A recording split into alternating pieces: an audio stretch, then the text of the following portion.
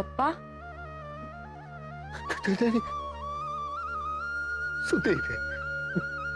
સુતી રે કિંજલ પપ્પા દુકાને જવાનું છે ને હાલતમાં બેટા કેફેનું સપનું મારું છે ને જેની પાછળ મેં આખી જિંદગી ખર્ચી નાખી પણ તું આવું નહીં કર કેફેનું સપનું ઘરની જવાબદારી સેજલના લગન બેટા આ બધું વિચારવામાં તું તારા લગ્નનું નથી વિચારતી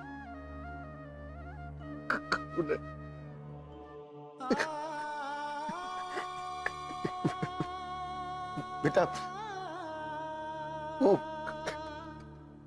તારો બાપ તને પૂછે છે બેટા ઉત્કર્ષ તને ગમે છે નહીં હું શું વિચારીશ આ બધાની સામે આ કેવાય કે નહીં વિચારતી નહીં પપ્પા નહીં મારા માટે પેલા તમે આપણું કેફે પછી બીજું બધું પછી બીજા બધા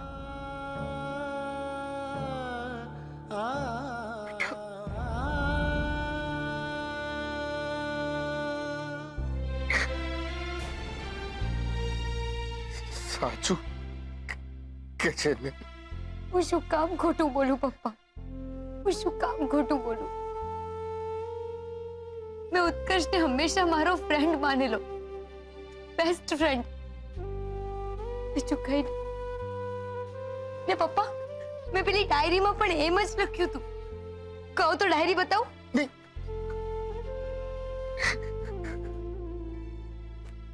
વિશ્વાસ છે બેટા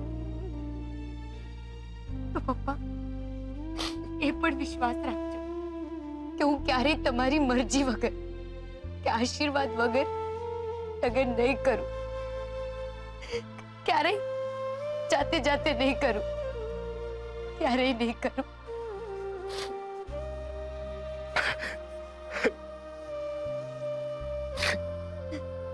ગાંડી સાવ ગાંડી છે તું મગજમાં શું ભરી રાખે છે જો તને આવ્યો ને યાર થાકને કારણે નહીં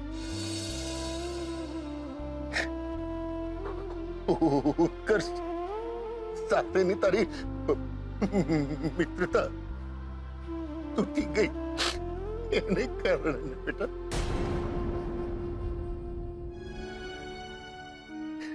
જો બેટા મનમાં એવું કઈ નહીં લાવવાનું સમજી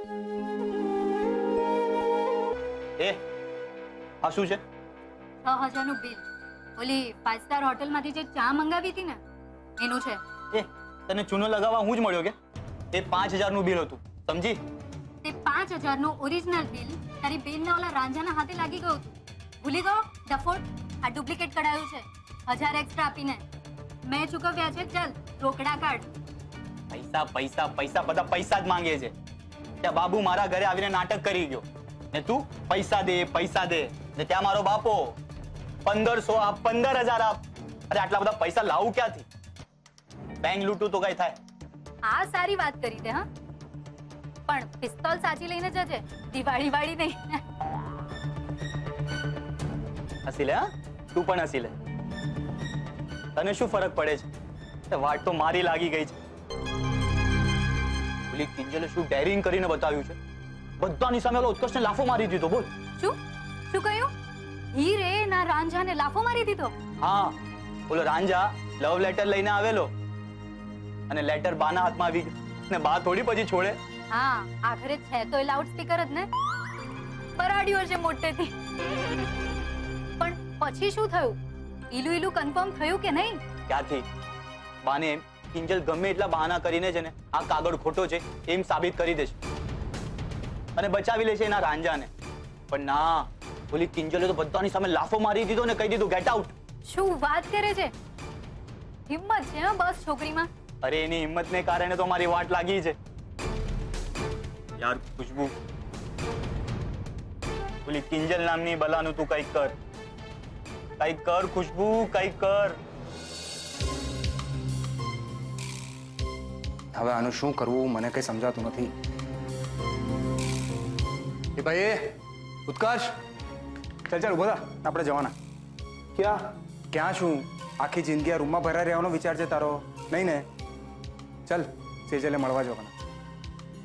અરે ત્યાં કંઈક ને કંઈક પ્લાન કરી લઈશું કે તારી અને કિંજલની વચ્ચે પેચઅપ કેવી રીતે કરું. ચાલ ઉભો થા. અરે કર્ષ, મારી વાત તો સાંભળ ભાઈ. મને ખબર છે કે તારી અંદરનો મેલ ઈગો હર્ટ થયો છે ને ઉપરથી પપ્પાએ બળતામાં ઘી ઉમેર્યું છે એની હેસિયત ને તારી લાયકાત કહીને. પણ એક વાત યાદ રાખજે, મારા પપ્પા એમની લાઈફમાં પ્રેમને ક્યારેય પણ સપોર્ટ નહીં કરે. એમને જો સૌથી વધારે વાલો હોય ને તો એ છે એમનો બિઝનેસનો પ્રોફિટ અને એમનું સ્ટેટસ. એટલે કહું છું કે એમની વાત હંમેશા આ કાનથી સાંભળીને આ કાનથી કાઢી જ નાખજે, સમજો? ચાલ હવે ઉભો થા. ઉત્કર્ષ, હવે તો હાથ કરે છે યાર તું. ક્યાં સુધી આમને આમ ચૂપચાપ બેસી રહીશ તું? હા, મોઢામાંથી કંઈક તો બોલ તો મને સમજ પડે આગળ શું કરવું. ભાઈ હું તને કહું છું, સમજ પડે છે?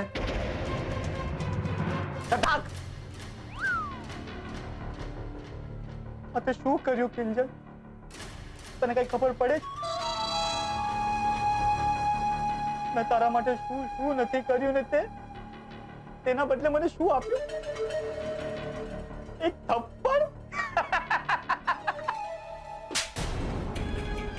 અરે ભાસ્કર, કોઈ છોકરો આટલા બધા લોકોની હાજરીમાં એક છોકરીના હાથે થપ્પડ ખાય તો આટલું ઠંડુ રિએક્શન આપે?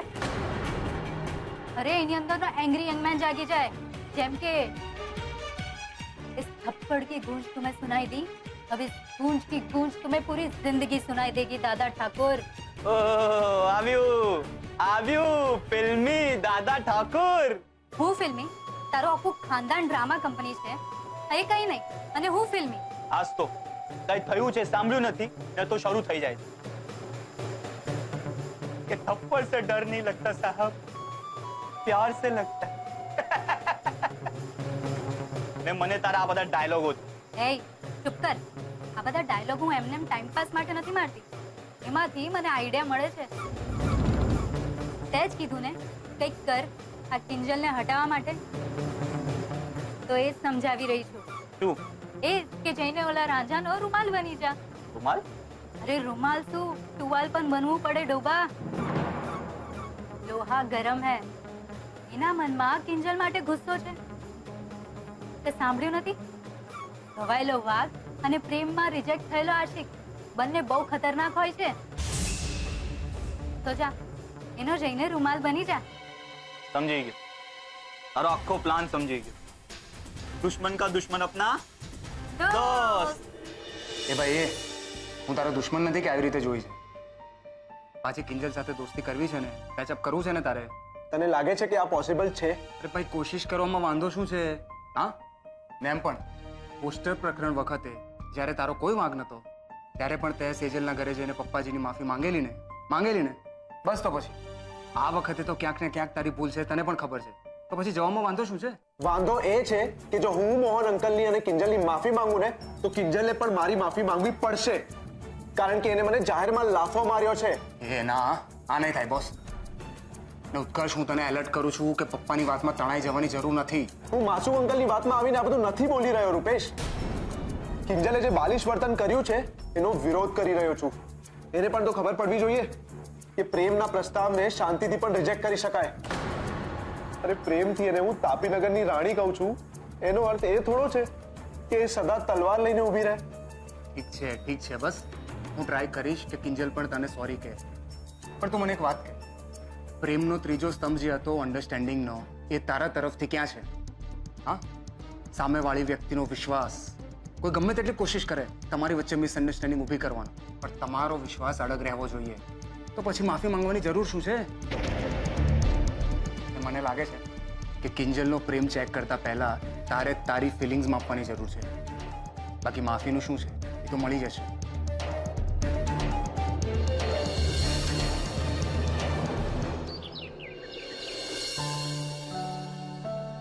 મીરાબેન, આ દવાઓ આપતા રહેજો રોજ દિવસમાં 3 વાર. હવે મને નથી લાગતું કે એમને તાવ ચડશે, છતાં પણ તાવ આવે તો પાણીવાળા ભીના પોતા તો તમને ખબર જ છે. અને મેં જે દવા લખીને આપી છે તે દવા ભેળવી દેજો. ને કિંજલ, જો તારે 2 દિવસ સરખો આરામ કરવાનો છે તો જ તું 3જા દિવસે દુકાને જઈ શકીશ. એટલે જો તારે દુકાને જવું હોય તો 2 દિવસ કમ્પ્લીટ આરામ. ઓકે? ઓકે.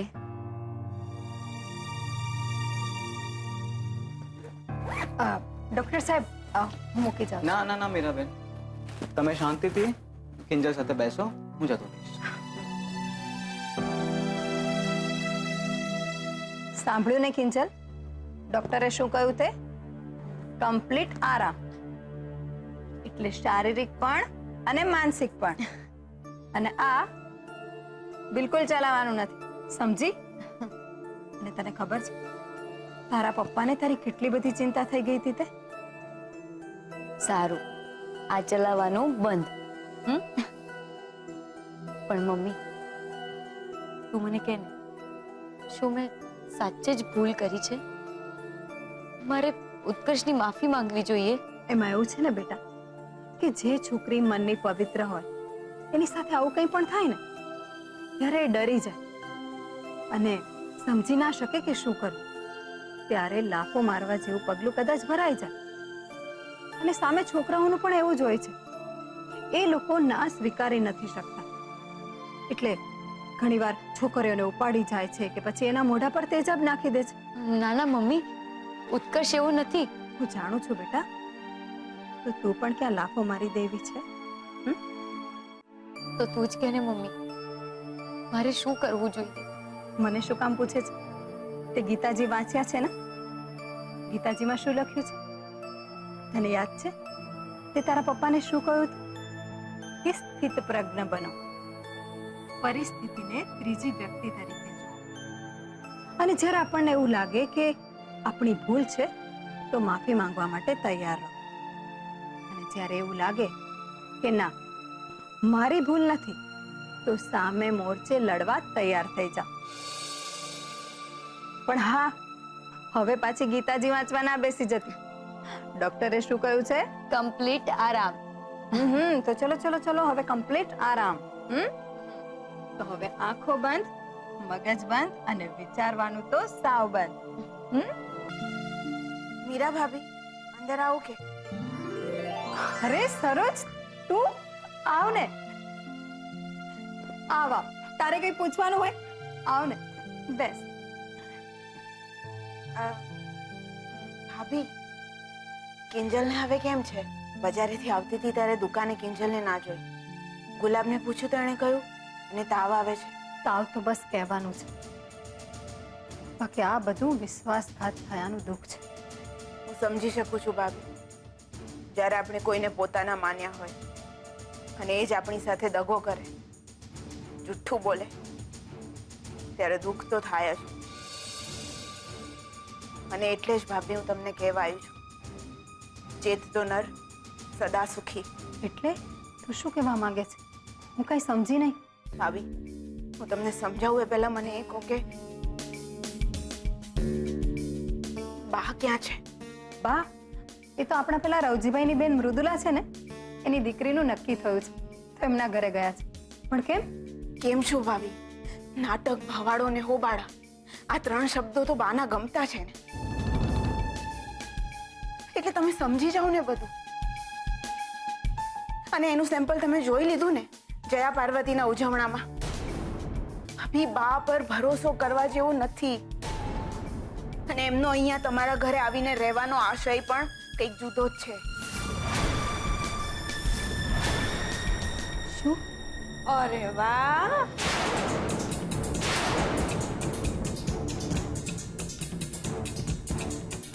શું વાત છે!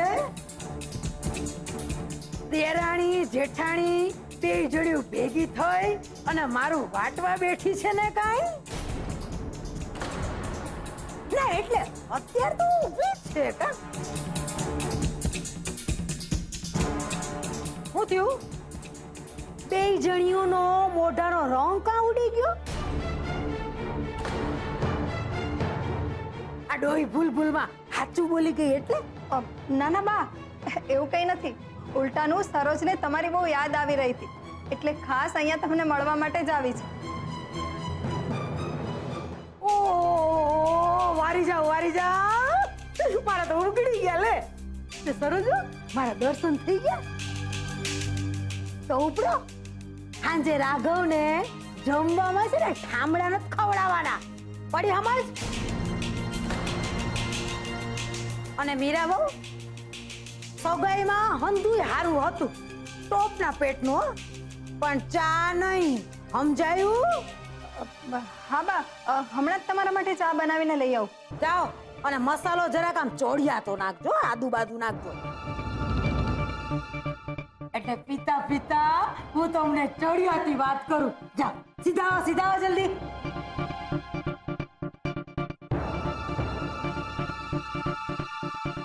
અને તું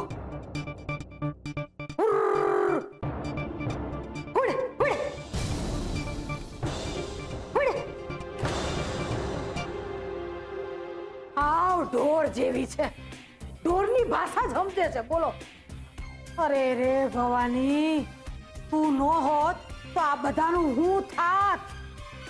મારા વગર આ દુનિયા કેમની હાલત પૈસા થાય કે હું તો ક્યાં મારે ધ્યાન દેવું.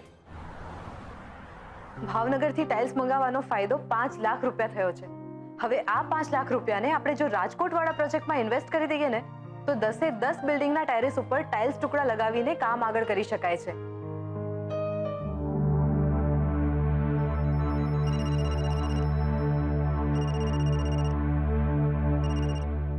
હા રૂપેશ, બોલ. હા સેજલ, એક કામ કર, બને એમ જલ્દી મને મળ. મળ એટલે? રૂપેશ, મારા ઓફિસમાં બહુ કામ છે. અરે હું મારા માટે નથી કહી રહ્યો, તું બધું લપ નહીં કર. વાત અર્જન્ટ છે એટલા માટે કહું છું. રૂપેશ, તું એક કામ કર ને, તું અહીં ઓફિસમાં આવી જા ને, એટલે અહીં બેસીને આપણે બધી વાત કરી દઈશું. હું તને એડ્રેસ મેસેજ કરું છું, આવી જજે તારી રીતે. હલો, આ રૂપેશ પણ છે ને હદ કરે છે. જો એને ઓફિસ આવવાની વાત કરું ને એટલે એ એવી રીતે રિએક્ટ કરે ને કે જાણે એને જેલ આવવા માટે આમંત્રણ આપતી હોય. એક મિનિટ, ક્યાંક રૂપેશ ઉત્કર્ષ અને કિંજલ વિશે તો કંઈક વાત નહીં કરવા માંગતો હોય ને?